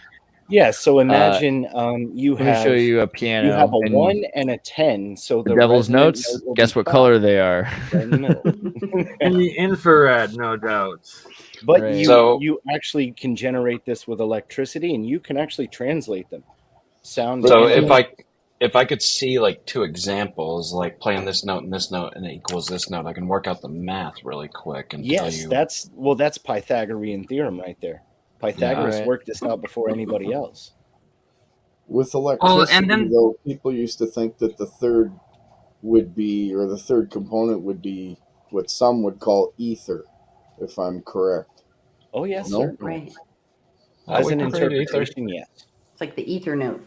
It's actually kind of an interesting thing. You Right. cut this at this half point, if you cut this at this quarter point, there's a 3/5 scale in order to make an octave. And if Let's you define. I mean, this is important. This is actually really important. Okay, so we have something called harmonics in musical this scale. is harmonics. And if you have a second harmonic, it means you've taken your frequency. Let's say it's 100 hertz. You've doubled it to 200 hertz. 200 hertz is now your second harmonic of 100 hertz. At the 11th harmonic and a mixture of the first harmonic, you end up getting an interesting phase interaction wherein a momentum is generated upon any material that can interact with that specific sound frequency. But this is quite different compared to these field forces, because the 11th harmonic is a cumulative effect in only cells and membranes and other physical materials. You can't have it independent of physical materials. It's a matter phenomena. But there is a phase-shifted phenomena. So let's say we go 360 degrees. Well, think about it this way. Pick a frequency within 0 to 360. Let's do 285. 285. Okay. What's that? 285. 285. Okay, so let me pull up my calculator. Let's actually run the numbers here. Now you have to remember though, in music and in electrical, whenever you do the harmonics, it's totally different. So the EMFs and the sound waves harmonics are different, because what I'm doing is I'm going to be modulating a signal. It's more like a carrier wave modulated signal that's going up on it, and that's how it resonates. Now music does have a different structure, but they call it harmonics the same. Well, harmonics are harmonics. I mean, whether or not they be in sound or electromagnetic signatures, harmonics are still nevertheless true through and through. It's just that their medium is different. So in the case of sound waves, our medium happens to be atmospheric molecules, a compression chamber, a specific chosen gas, or in some cases even highly evacuated cylinder with electrons moving. We can generate acoustic harmonics with electrons only in a perfect vacuum environment. Yet in otherwise conditions, we're talking about the vacuum, and here we're talking harmonics within the fine structure constant. Those of the cosmic lattice, the fundamental structure that inhabits the universe and gives us the ability to communicate a field force from point A to point B. So yes, if we divide your frequency by that of our 360, we end up with a ratio of 0.7215 to 1. I'm shortening it. It goes on. And so let's just call it a 72.2 ratio. But there are better ratios, and the 11 to 1 is one of those particular ratios that has been well demonstrated to be capable of building up a amplitude over time, which generally doesn't start at the very beginning of the input for the transducer. Now, and that's exactly what I was trying to explain, and you explained it way better than I did. It's in a vacuum because sound takes place through a compression, decompression, and it takes atmosphere to be able to do it. EMFs take no atmosphere. You can run it through the vacuum of space. Now, on my coils where I've designed them, I have the Fibonacci sequence, aka the golden ratio, involved inside of it. Then it works like a cochlea of an ear. It's going to filter a lot of different things out. It's going to produce pure frequencies that are not like 0.5 off or anything else. And it also goes up, I don't even know what harmonic level it goes up to, but I know it goes way over 11. Well, to be honest, I can't think of anyone better to ask this specific question, but I'm going to ask you a very specific question here, and I'm pleading that you answer it as accurately and as detailed as you can. Let's say somebody has a certain type of cancer, and you want to spot treat that type of cancer? Let's say that it's gotten to the point where it is now malignant and in the blood. What frequency and coil geometry might be capable, and could it be done? I just want your opinion on it. I've gotten others, and I would love to hear your thoughts. Okay. So this is something that I deal with a lot. And what it is, you're going to go to the tumorous cell, right? You're going to go to the carcinoma. You're going to go to that BX, and you're going to find out what it resonates at. Now, and I explain it like this, just like with opera singer with a glass, you're going to match that resonant frequency of like that cancerous tumor, right? And then it's going to oscillate. Just like whenever I take a tuning fork tuned at 420 and I hit it, this one over here tuned at 420 is also going to start ringing at 420 and it's going to oscillate. So I'm going to oscillate that cancer. So this is all theory. We all know YouTube rules. This is not medical advice. This is just theory. I'm going to oscillate that tumor and I'm not going to let those proteins align. So it's kind of like shaken baby syndrome for cancerous cells. Do not let those proteins align. It's not going to split off. If it does split off, it comes something that's called a daughter cell. Now, this daughter cell, just like the dead tumor cell with non-aligning proteins, your lymphatic system needs to be in good shape, and your body's going to process those dead cells out as waste. All right, well, let's say that in this particular case, I know somebody whose lymphatic system is not in good case and that they're basically 2 weeks away from having a treatment, which I believe will be putting them under serious health conditions and threat. Okay. Now, they have, well, okay, well, let's just say pray for somebody randomly who has prostate cancer, a random individual. 100%. And let's say they're an important individual in all this research, and they have done their due diligence and try their best, but they have a cancer, and it's not going to be easy to heal, and they only have basically a week and a half to 2 weeks to solve this issue. How would we fix it, and could we deal with it with only, say, 1.5 weeks, starting from today, to actually fix it before they go in for radiation treatment, which will poison their body and potentially put them under threat of death? Well, I feel like in terms of dealing with a tumor, it's not just a question of the material the tumor is made out of, but also the geometry of the tumor. So I don't know if you guys have all seen when you put grapes or something the same size as a grape in a microwave, but it makes fire. So it's just a question of two touching grapes and the gap size between it's a of plasma reaction relative to the wavelength of the microwave. I'll tell you, if you cut a precise antenna exactly the right wavelength for the 2.35 gigahertz of your microwave magnetron, then you're going to get massive sparks that will self-start at a drastically larger difference than 2 grapes. And yes, even a conductive object like a grape can pick up the field, but you can amplify that field far better with the pickup antenna inside the resonant cavity. So hopefully it's not as big as a grape, but thoughts it's and prayers. Probably larger. The first thing, sorry, Matthew, please go ahead with Jeremiah's question of it. If this were me, this is what I would do personally, because I'm not a doctor. I can't give medical advice, blah, blah, blah.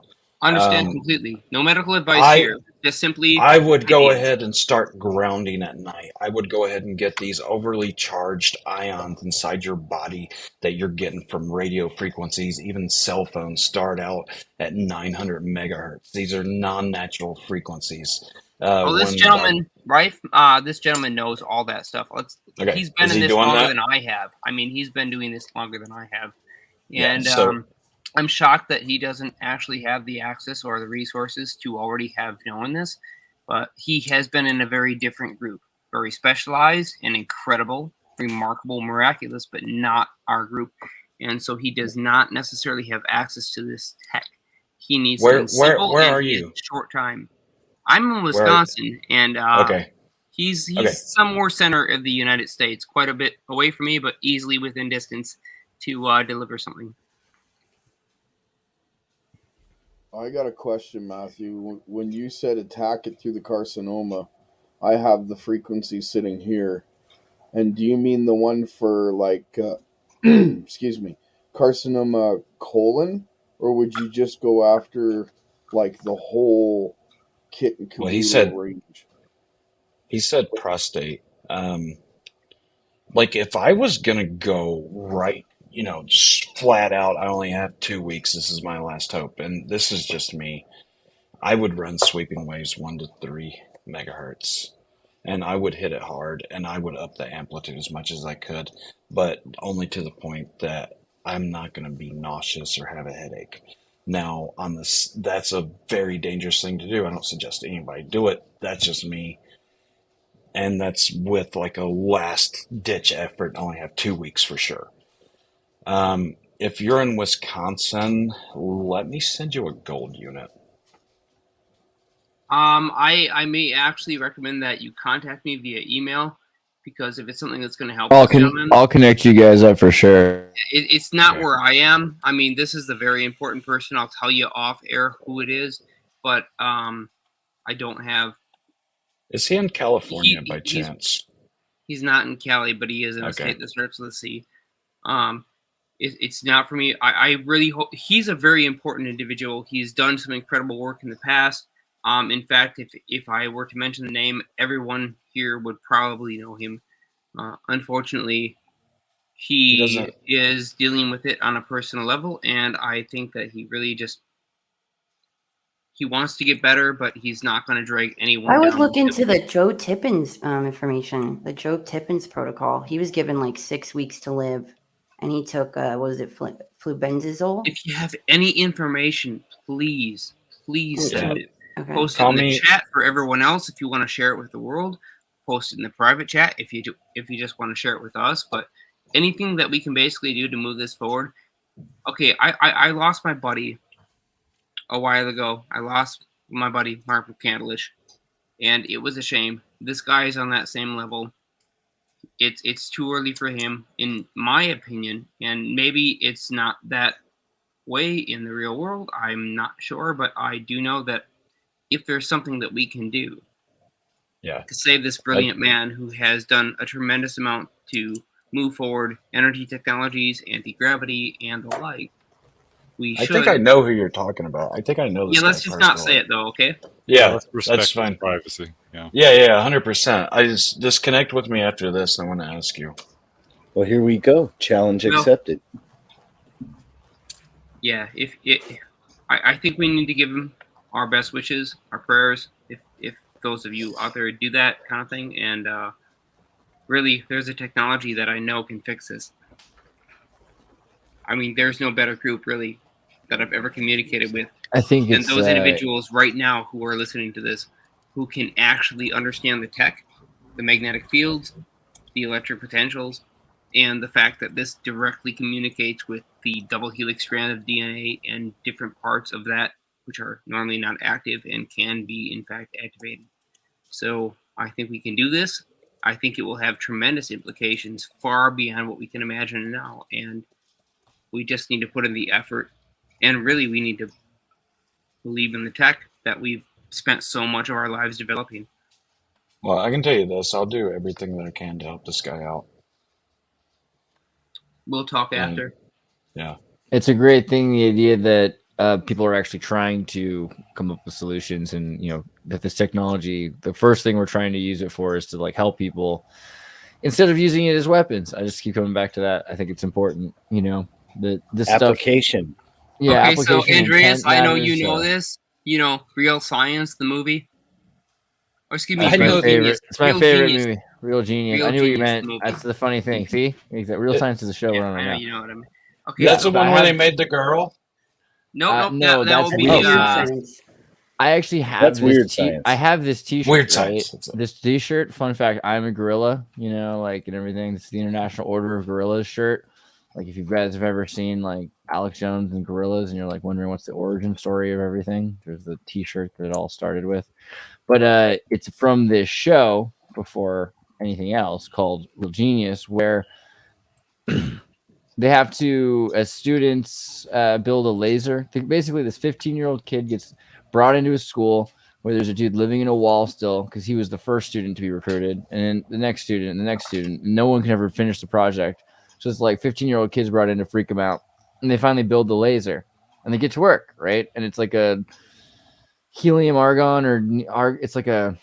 Well, technically, okay. So if you guys, I just watched it yesterday, so I've got this fresh in my head. So thank God, I forget what kind of laser they use. So the movie Real Genius is in fact about a group of unusually dorky individuals who were always top of their class and work on this laser project being funded entirely by the college that DARPA. Now, his professor, unfortunately, the professor of all these folks, happens to be under a military contract and has gotten a fairly large compensation, large enough to build himself a super fancy home.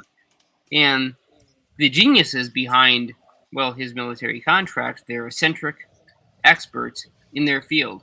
Maybe not so social, except for maybe one of them, but these guys are superheroes in their own right, in their own categories. And so what they do is they develop a brand new technology wherein normally you could never push enough power through a stationary laser. You would have to force fluid cool it, or you would have to do something else to try and get extremely high power out of a small package. But they designed a portable package laser, something that weighs less than 100 pounds and produces over 6 million watts of continuous. It's based on a real power. laser. It's an actual thing too. Oh yeah, this is an actual technology. I mean, this movie was basically a disclosure. So they used a solid for $20. That's awesome. Yeah. They used a solid Ask state Google about stabilized. nitrogen. Let me just read the super chat real quick. Ask Google about nitrogenated water fertilizer, and it pulls out an OB1, i.e., these are not the droids you're looking for. Some links describe beer with nitrogen. Other claims that dog don't hunt, but no mention of plants. Thoughts, Rife? Thoughts on nitrogen and water fertilizer? Nitrogen and water fertilizer. I would rather just use electrolysis and make pH balanced water, because you can do nitrogen and water, but what's the filtration system where it's going through? Is it only going to stay on top? Now, this is the nitrogen that I'm used to at the top left. It's pellets. Mm-hmm. And this is, but, bat guano is really the best fertilizer. Nitrogen rich, right. Mm-hmm. Well, nitrogen monoxide will mess you up. Nitrogen dioxide is easily absorbed to plant roots. And, of course, we all know about the classic dangerous material ammonium nitrate, which will be very stable under most conditions except for when percussively struck, and then it will spontaneously combust. Of course, there are many forms of nitrogen, but we know that plants need nitrogen, and the roots, and primarily in the root system, they need nitrogen in order to convert and produce photosynthesis. So nitrogen is a primary supplement and additive into most fertilizers. Now, also, a big you'll benefit, find nitrides in most of the hydroponic liquids that are sold today, and they do produce incredibly potent plants, which have been almost 3 times the size of otherwise ground-grown plants with the same amount of input photonic energy under laboratory conditions and approximately the same amount of water, 3 times the size. the big benefit of doing this in the air, though, whenever you put nitrogen in water, you can burn a plant up by putting too much nitrogen in the water. Well, this is why you actually add slow release materials into the soil itself, or if you're going to do hydroponics, you mix them properly. Bromide. That's what it was. It's bromide. But yes, this is a solid state bromide. So what they did is they figured out how to make a locked light state matter using a super cooled bromide mixture. And this is how they were able to laze the material and produce 6 million watts of output using a 15-second pulse that didn't burn up. They managed to freeze it in a similar material, almost like liquid nitrogen, but not quite. And they do explain it in the movie. I'm not going to go into the great details of the exact chemistry, but to say the least, this was something that was being worked on at the time the movie was being made, and they took that information and said, yeah, I mean, definitely 20 years earlier. This was what it would look like. And it would have been 1968 at the latest, and this movie's 1981 or 5 or something. So, like, the 20 years later is when they start to make the movie about the thing. But the other thing to remember is at the end of the movie, is it a laser they used? Because I thought that they replaced the laser with an EMF cannon because they changed. Nope, it wasn't an EMF cannon, Andreas. It was actually a solid rod, almost like a ruby Wow. rod of this solid state super cooled or liquid nitrogen cooled bromide material that was Because this doesn't burn disposable, down the meaning house. It just pops. They fill the house with popcorn, so the entire house fills up with popcorn, or it's just they corn. took a 10 foot by 10 foot by 7 or excuse me by 6 foot tall cylinder of cheap material and filled it with popcorn, made it like a Jiffy Pop by putting aluminum foil over the top, and aimed the laser at the house. Of course, they missed originally on the targeting system, but eventually it broke through the window and hit this giant Jiffy Pop container. And it happened to be that, well, their professor, the guy that was all locked in with DOD and military contracts, hated popcorn. So to get revenge, they put this giant vat of popcorn in his house, and they set it. But it's also the interesting thing is he doesn't destroy the house by a laser destroying the house. The popcorn destroys the house, but the laser goes through the house, which is the interesting idea.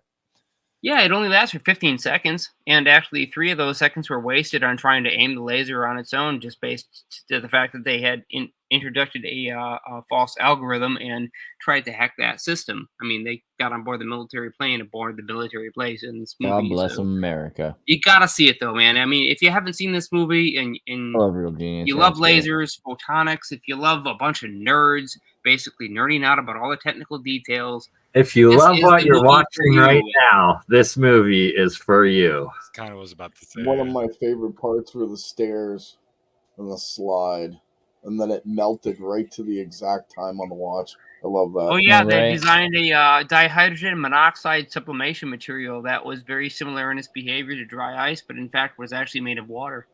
It's funny though because it's Americans laughing at a popcorn joke about a do, right? They're talking about, hey, look, the military have satellites that can shoot lasers out of the sky and destroy our houses. Ha ha ha ha ha. I don't know. Gerald, do you want to, we're about 10 minutes before I want to start showing people's links and where they can get more of your content. Is there anything you guys want to share? But also, Gerald, do you have anything that you wanted to pull up? Because it looks like you're in your lab area. Before we go to Gerald, I just have to, I was listening when you guys were talking about the cancer treatments and stuff like that. And it's that none of this is medical advice because it's still brand new technology that we're learning. There was one person that approached me about making the monoatomic gold to help their father who was suffering from a developed cancer. I agreed to it, but I warned that it could also potentially increase the rate of the cancer and all kinds of problems, amplify the effects at that point of it. And despite the risk, they did, and that turned out to be the case. Although he said that his father was like calmed and relaxed and like eased by using the monoatomics, but simultaneously it also amplified the effects of the cancer and accelerated the rate of it and the man's demise. It wasn't he was terminal before regardless, so it's like it was a sad loss, but at the same time we have to be very careful at what we're doing because you never know if you're going to do more damage or good depending on the technologies and what the ailments are. Absolutely. We can't just expect that everything is just a magical cure and nothing is we're not trying to be snake oil salesmen or anything, or pharmaceutical salesmen, which I think now you've got the hot mic. Bad. Oh God, really? Just for a moment. Do that. Is it better now? Been the first time I've heard it so far. Should I hear? Is this better? I started out with a hot mic. I mean, it was terrible. God, I'll be here. How about that? You're perfect. So here's now. You're perfect now. Okay, good. Gerald, do you want to show any of the stuff that you've been working on? Not at the moment. I apologize. We'll leave it tomorrow night then. Yeah. Well, I'm right at the moment of completing 4 separate experiments, and I don't want to let anything out until they're all done and said and complete. So for the exact same reason that Bernie just said with the monoatomic materials, that it had actually accelerated a disease. Unfortunately, even though it's fully capable of doing healing, it can in fact accelerate certain things when under the wrong conditions. And understanding the conditions that can cause damage are probably far more important, in fact, in the long term than simply releasing a temporary technology that may or may not work. So we do want to understand the dangers. It's a rather important part of all this research. And if we don't do our due diligence, the last thing we want is for anyone to get hurt. Exactly, right. And it's that specifically the monoatomics at a time when your body, your immune system is like healthy and good, or like overpowering what it's fighting, then the amplification the monoatomics will give to your body will increase it to help you. Where if you're at an advanced stage where your body's decaying, your immune system is weak, and the disease or ailment is strong and taking over, then the amount of energy that's getting amplified is where it then accelerates it and worsens the physical condition. Right. So if I may, and I agree with a great sage in the live today, who said gold is not for storing, selling, or trading. Gold is for eating. He was right. Absolutely. Quite the genius. And so in that statement, gold has its purpose, but it is not a end-all be-all or a absolute solution. One must be thoroughly conditioned, body, soul, and mind, to intake the gold in order to get its full benefits. Now, I'm not on that level. I don't know when I will be. And so I can't fully take the gold. Maybe you are, and maybe other people in the audience are hearing this and saying, I've been training myself and fasting and learning the exacting needs of my body, and I think I'm ready to actually go this next step. And so for those who are, the monoatomic gold will take you there, but it is going to be a hell of a journey. It's not an easy one. You're going to go through some things. You're going to see some things that you may not want to see. They're going to be uncomfortable.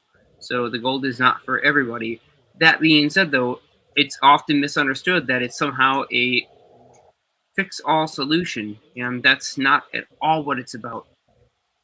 It's about bringing your mind to a place where you can realize the physiological phenomena going on inside your body, and your mind and your body no longer have to be separated from each other in such a way that they can't communicate properly. And so the mystery and the disconnect is broken, and you can finally start to focus on your actual physiological problems and heal them for yourself. Unfortunately, that's a rather complicated task to go through, and yes, it does require several weeks of preparation and work in order to get your body to the point where it can handle that kind of, well, you could almost call it abuse. It's not normal for the body to go without food, nutrients, or certain sustenance for an extended period of time. And when you go throughout this process, if you read the ancient alchemical text, and if you read the ancient Kemet hieroglyphs and see what the process was, it looks like a pretty brutal thing to go through, honestly. I mean, we've all heard about ayahuasca journeys. Those are pretty short and sweet compared to this. Those are only 2 or 3 days, and most people end up throwing up when they do them. So that's something that most people can go through. I mean, you can pay money to go through it if you really want to. You might not have the best experience, but you're going to learn something whether or not you want to. But with this gold thing, you're permanently changing your body. It's not a temporary thing. Bernie, what is this that you're showing us here? So this is actually, you were playing some of Gerald's coil experiments, and it reminded me of a couple of videos I just uploaded on my Crypto Alchemist. And this is experiments with electrolysis going on, and magnets I put on this cap and where it floats to and gets attracted to, and it always sent, the magnet is at the bottom underneath the cap on this one, and it goes directly to the center between the two anode and cathode, which are both silver, which is quite fascinating to me.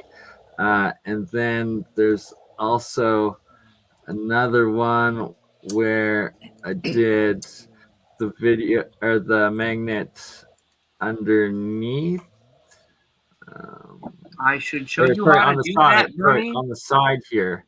And when it's on the side, it actually attracts to the silver coin, which was quite fascinating because usually silver isn't attractive. That's interesting. It's actually a really useful test video. Nice. So I've looked into some of this, and on the gold, I can kind of disagree that it's not only for eating, because I think it's a perfect catalyst to be able to collect electricity from the air. Because if you look up the Gauss rating for gold, whenever it is above the ground, it's like 80 newtons meter square, whatever it is. But whenever you bury it under soil, it's exactly half. So I'm assuming that, with this electrolysis, you have your solution in here, and silver is probably doing about the same thing, because silver and gold are both, what's it called? They're very similar within structure on the metals with bacteria. They're and things similar like that. in terms of mass, but in terms of their anionic properties and the way that they act in the body, silver is active, and it can be quite reactive in terms of oxidizers and pulling contaminants out of the body. So this is why colloidal silver is well known to destroy other toxins, bacteria, viruses, and whatnot. Gold, on the other hand, is considered generally inert. You can create colloidal gold, and gold is not known to actually kill viruses or bacteria or produce any kinds of direct detoxifying health benefits. It seems to have much more of a spiritual aspect, more in the mind, and we know that the brain actually does collect and requires some process of converting gold into certain compounds. The gold has been shown to help with, like, nanogold has helped misfolded protein folds, and so amino acids that are degenerative and then are mutating the same misfold. They've often found that gold can get in there, fix the fold, and cause a positive refolding. It's a very different thing than colloidal silver, and we shouldn't really mix these things up, because gold and silver act entirely different. Gold is a fairly inert metal, whereas silver is an extremely reactive metal, easily ionizable and easily broken down. But the delicacy of gold is the reason why it's helpful for a protein fold, because it doesn't destroy the protein fold. It just helps it untangle itself the way like a cable untangles. Also, I wanted to ask before I start showing some stuff or some of your channels, Jeremiah, do you want to show anything from the lab? Is there anything that you have to show? I do actually have some things set up, but I don't think I really feel like setting up the camera right now, so I think I'm just going to stay on audio only.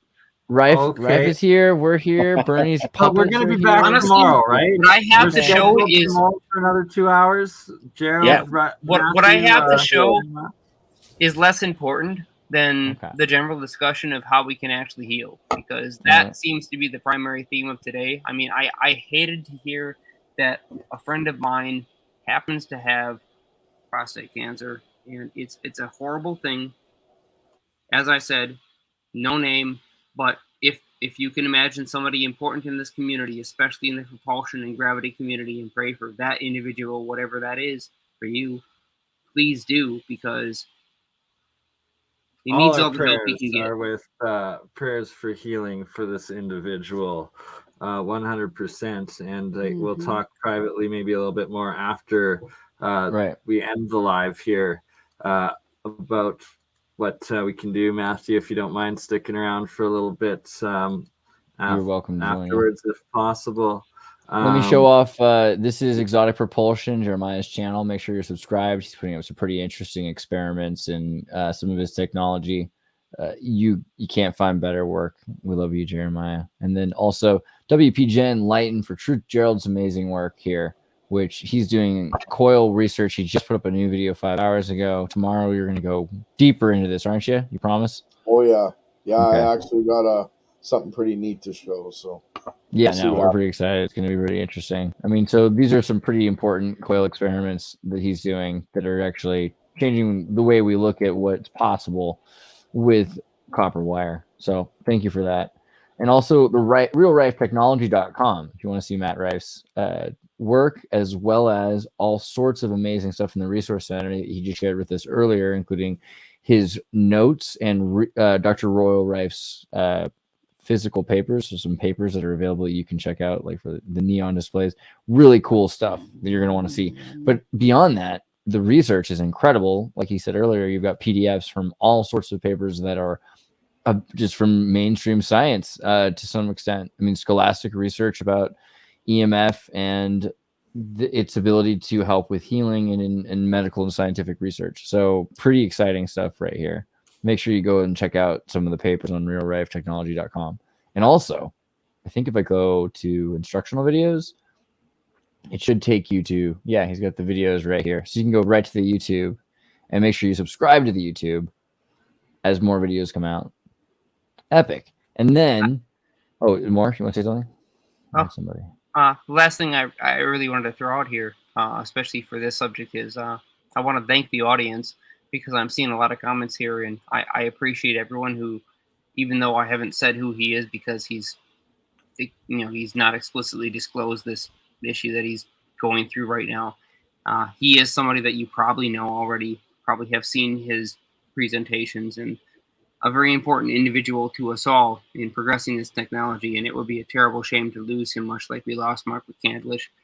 And so let's not lose another one. Let's put our best towards him, pray for him. And I do appreciate the audience reception on this, and those who are putting their good intentions, thoughts, or prayers, whatever it is that they believe, towards this.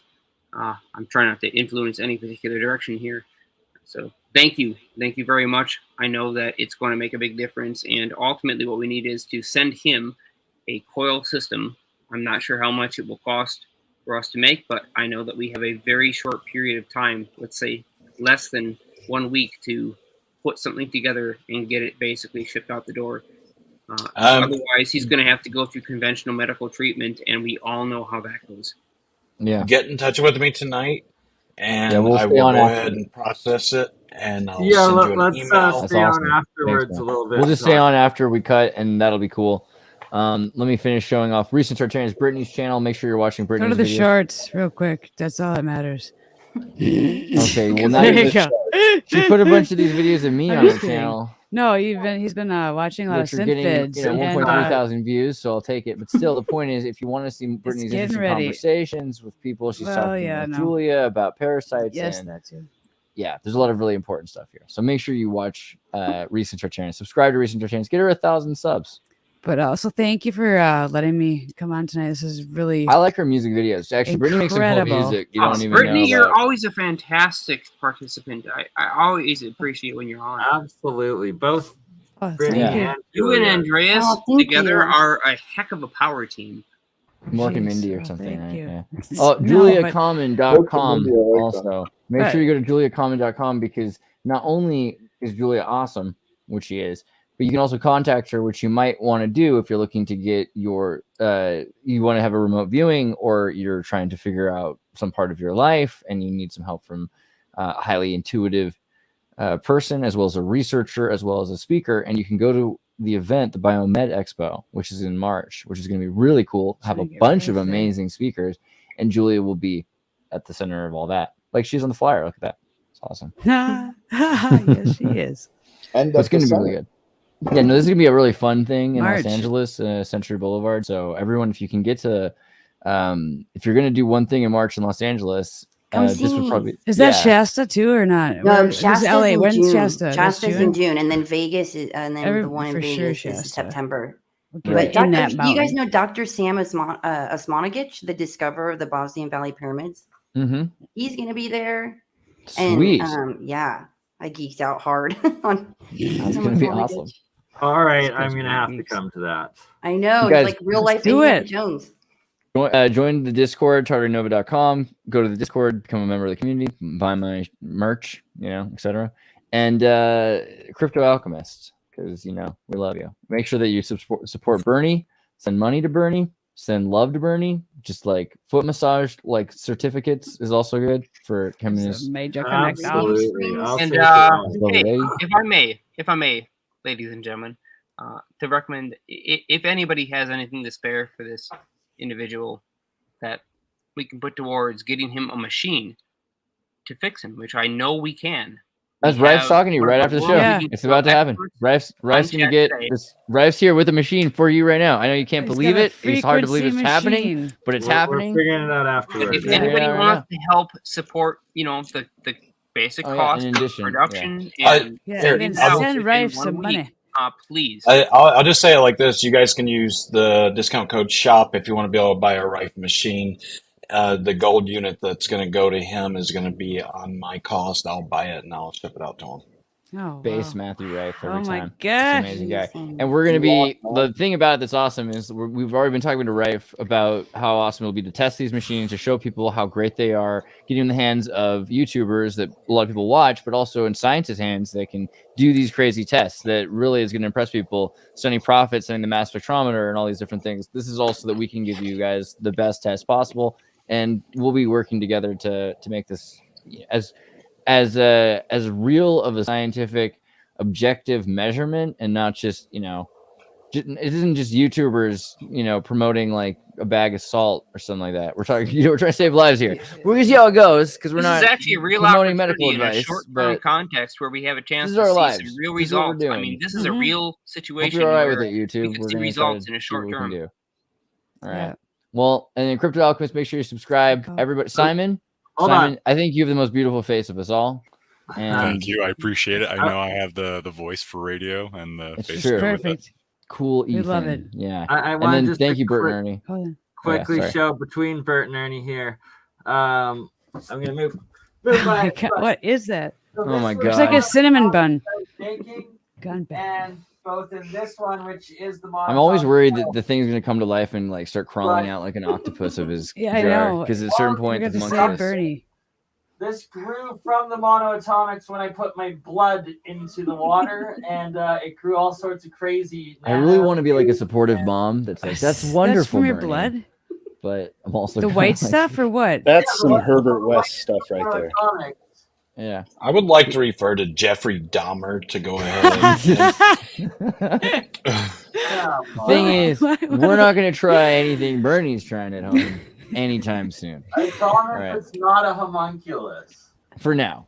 Can you imagine breaking into Bernie's place and seeing all this? I can't Weekend wait at till we go Bernie's? to Bernie's Yeah, place. It Weekend at is going to be like Bernie's a is gonna weekend at be Bernie's. The gnarliest movie. Where's With an Kermit? actual homunculus version of Bernie.